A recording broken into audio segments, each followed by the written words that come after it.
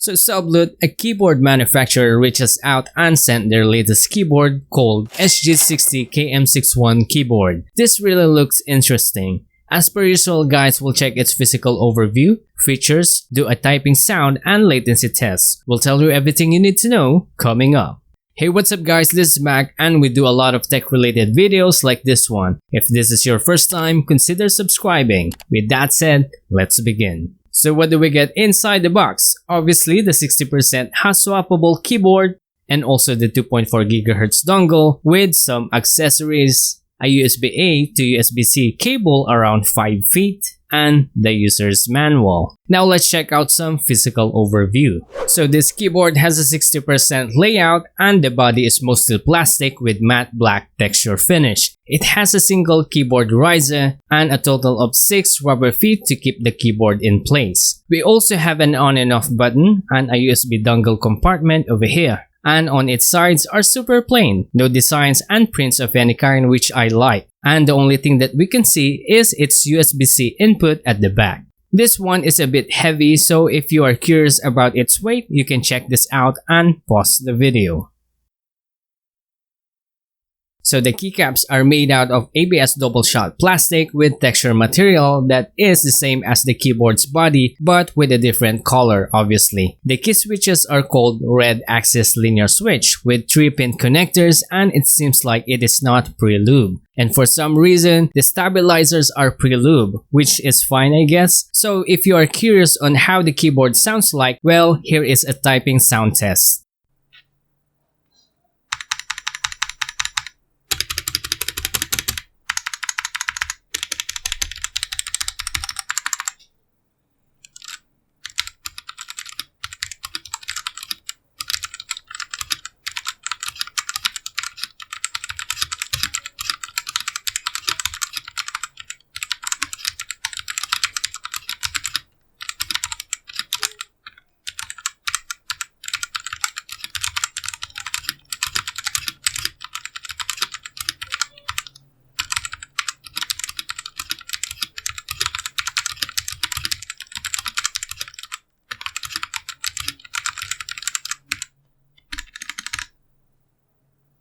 The PCB is north-facing with 5-pin switch ready. So if you have those kinds of extra switches, then this will work for you. It also has a metal backplate to keep the PCB safe from any kind of bending. And it is also in white color finish to help illuminate the RGB even more. I guess that's all that there is. Now let's check out some features. So the keyboard can be used as wired or wireless through 2.4 GHz dongle or Bluetooth 5.0. And it works with Windows, Mac OS, and Android. The keyboard is compact with 61 keys available. It is hot swappable, meaning the PCB allows you to replace the switches freely without soldering. It has a 1200 mAh battery that lasts for 600 hours of continuous use, with backlight off obviously, and up to 360 hours standby time. There are 20 RGB backlight effects. Brightness and flowing speed is also adjustable on the fly. So simply select your own preferred modes using the quick function keys in its manual. No driver or any kind of software where we can modify the individual keys, which is really unfortunate. And this is just a plug and play kind of keyboard. I think that's all for its features, but if you want to know more detailed specification, just check this out and pause the video.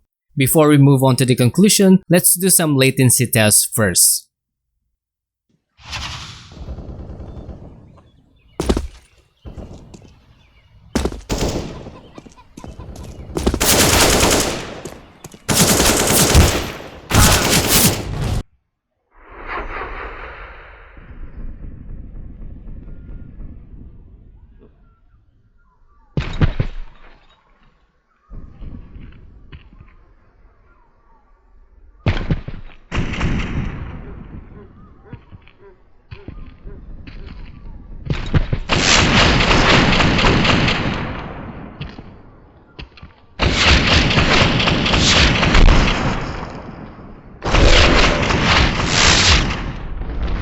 Now let's move into the conclusion and let's talk about the things I like and dislike about the keyboard. So let's start with the things that I don't like first. There is not much to say, but I do hate the implementation of their mode switch. I'm talking about the switching from 2.4 GHz dongle to Bluetooth. So basically you have to press function key plus tab to be in the mode switch. While in it, you can press function key plus Q, W, or E for 3 different Bluetooth devices, or function R to switch to 2.4 GHz dongle. Once you exit the mode switch by pressing function plus tab, it will disconnect the 2.4 GHz dongle, which I find quite weird because the tab LED is still on even after you turn off all of the backlight using function X. I mean, you have to be in the mode switch to be able to use the 2.4 GHz dongle connection. I did address this problem to the manufacturer and even sent them a video sample, and they told me that I don't need to be in the mode switch to use the 2.4 GHz dongle. But it doesn't seem like it even how much I try. And another thing that I don't like about this keyboard is that the keyboard doesn't have a software, which should be a standard in the keyboard market these days, especially for its price point. I don't represent everyone, but in my personal workflow or gaming, I usually program different keys in accordance to whatever work or game I'm at. I guess that's all. Now let's move on to the things that I love about this keyboard.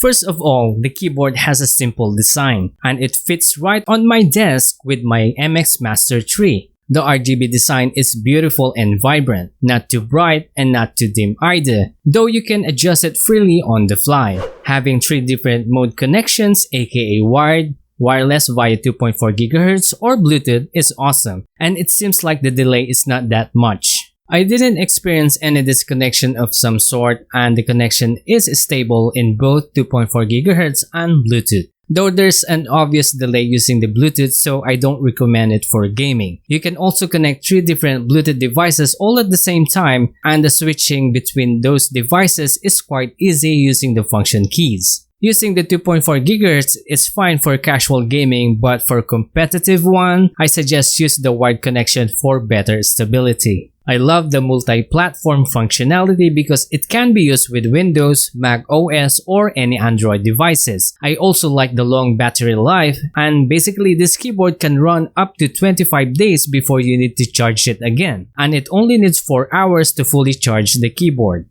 I love the power saving mode, and it will basically turn itself off after a minute of not being used to save battery. The hot swappable feature is one of the best, and unlike other hot swappable keyboard, this one holds the key switches very tight, but it is easy to remove using the key switch remover. Anyway, if you will ask me if I will recommend this keyboard, well, that is a bit difficult because of its pricing. Since there are several keyboards in the market today with the same price point and functionality as this keyboard, but with software and better mode switch, so to speak.